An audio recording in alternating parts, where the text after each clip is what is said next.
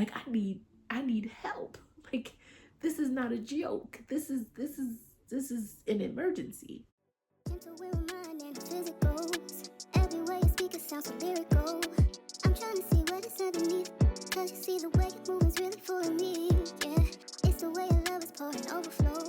The beauty of your heart. Hey y'all. So I am currently doing a 30-day self-love healing challenge for myself because I have been feeling very low for a little while, and I was in treatment not too long ago, and I was in a place where I was stuck and I was not using the coping skills or the coping mechanisms that I have learned while I was in treatment.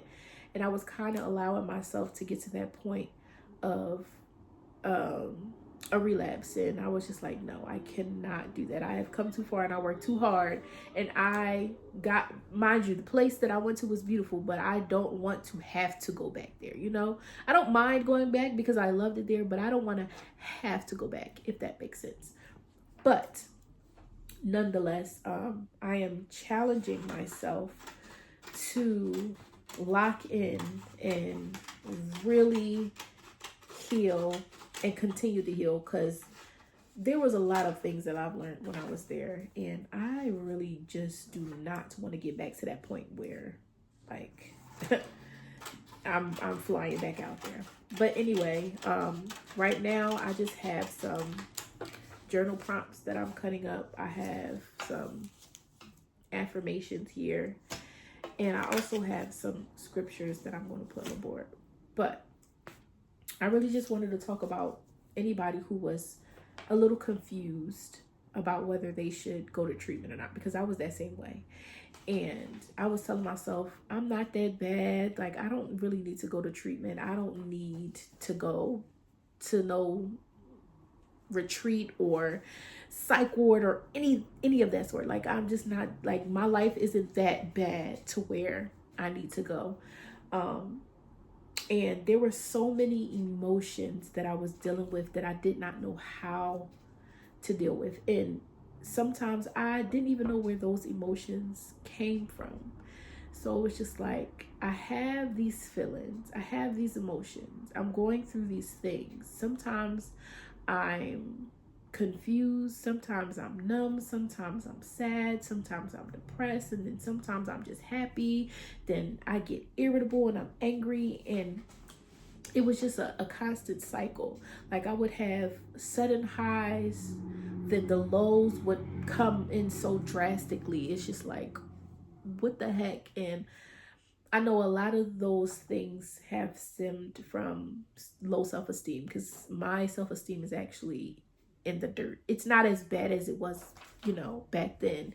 It's getting a little bit better, but that's because I'm putting the work in to make it better. But a lot of those things were stemming from my low self-esteem and my past, and how people have treated me in my past, and the things that I experienced back then as well.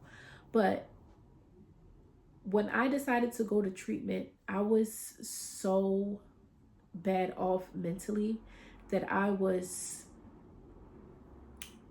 resorting to things that I've never done before. And I'm not going to go into detail to that because that is super depressing. But maybe if I'm a little bit more confident about my experiences, then I'll share. But I was going to places I should not go, doing things that I should not do, and it scared me, because at that point it was like do or die. It was like, you either get some help or you die. And I just was not ready. I was not ready to go. And I was in the act of doing whatever I was doing while I was even trying to get the treatment. Like, I was in the act, but also on the phone trying to get the treatment, trying to get that help, trying to get someone to say, hey, you need help. And I finally got that answer. And mind you, when I called and I hung up, and I called and I hung up, and I was like, I'm being dramatic. But every time I put that phone down, I'm looking like, oh no, I need help. Like I need help. Like this is not a joke. This is an emergency. And I'm glad that the people that I spoke to treated it as an emergency. But there has been a lot of things that happened in my life, but I was comparing myself to other people's lives, and I was just like, whoa. Like I know I'm spoiled. Like I know that I have family to take care of me and be by my side, and my mom made sure that I got any and everything that I wanted. I was, outside living life, traveling at a young age, and it was just like, what is going on in my life that is so dramatic or tragic that I have to take up space that might be, needed for somebody else. But at the same time, I'm like, but there's something wrong and I don't know what's wrong. I don't know what's going on. So I said, screw it. Stop procrastinating. Stop talking yourself out of it. You are important. You have to go. You need help. So I went. And I went for 30 days. And when I say it was the most challenging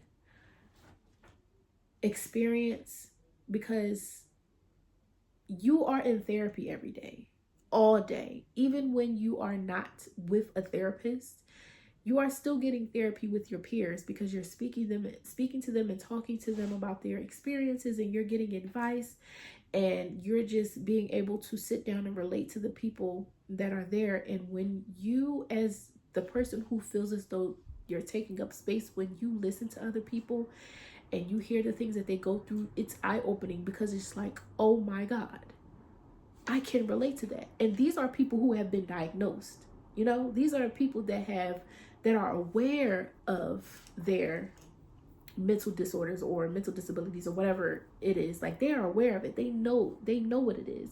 You're coming in not knowing a daggone thing about what's going on with you, but you're listening to these people like, oh, I go through that. Like, that's something I go through. So do I have that?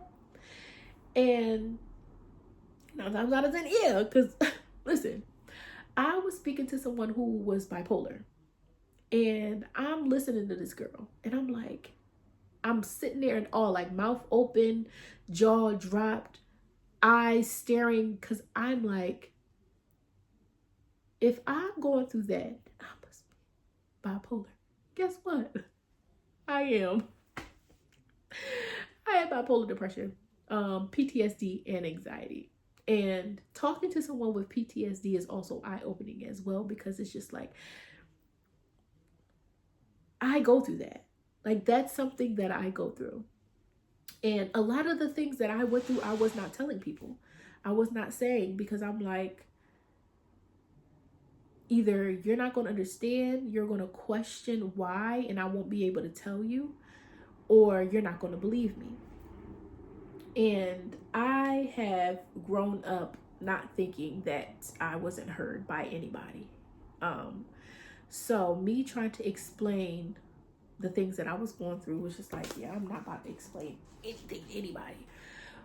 But all in all, going to treatment as someone who feels as though that their life isn't that bad, and they could have probably just brushed it off or talked to somebody about it. It opened my eyes and made me believe that just because you haven't gone through the things that somebody else has gone through doesn't mean what you have been through isn't as important, because it absolutely is.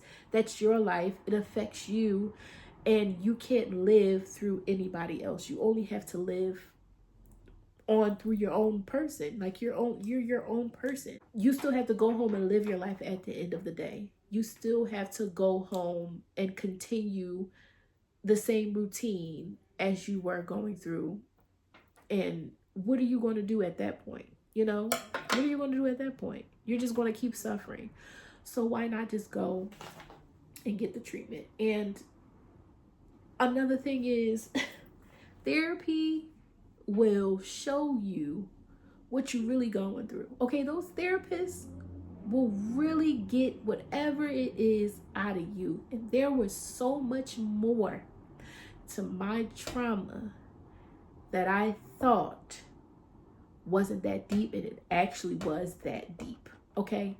It actually was that deep. And what people don't understand is whatever you go through in your childhood ends up in your adulthood. It shapes the person that you are. It molds you into the person that you are as an adult. And people always think that just because childhood is like you grow and you mature, yeah, but there is a lot of habits that you pick up and that you take with you throughout your life. And sometimes those things it just doesn't go away. And then you're an adult having to deal with it, All in all, if you are ever in a position where you feel as though you need help, but you're afraid to get it because you are afraid of either taking up space for someone who needs it, or you feel as though that your problems are not as deep as the next person, let me tell you, worry about yourself. Worry about yourself. Go and get that healing. Go and get the help. Because I'm telling you, even if you think that your problem isn't as bad as somebody else's, there will be a good handful of people in there that you can relate to. A good handful. Probably two. Matter of fact, all of them, if I'm being quite honest. And it doesn't matter what those people got going on. You matter. You take up the space that you need in order to heal, because it's only going to benefit you at the end of the day. Because when you leave that place, you still have to live. When you leave that place, you still have to keep going. And when you leave that place, those people are not going to be there with you, reminding you that your life isn't that bad. Because they're going to go and continue to live their life, not even thinking about you. They're not saying, oh, her life not that bad. Why is she here? They're not saying that. They're saying, I have issues. And this person is here for a reason, because they might got some issues. You feel me? Like, go. Get the treatment. And get the healing. That's all I'm saying. All right. Bye.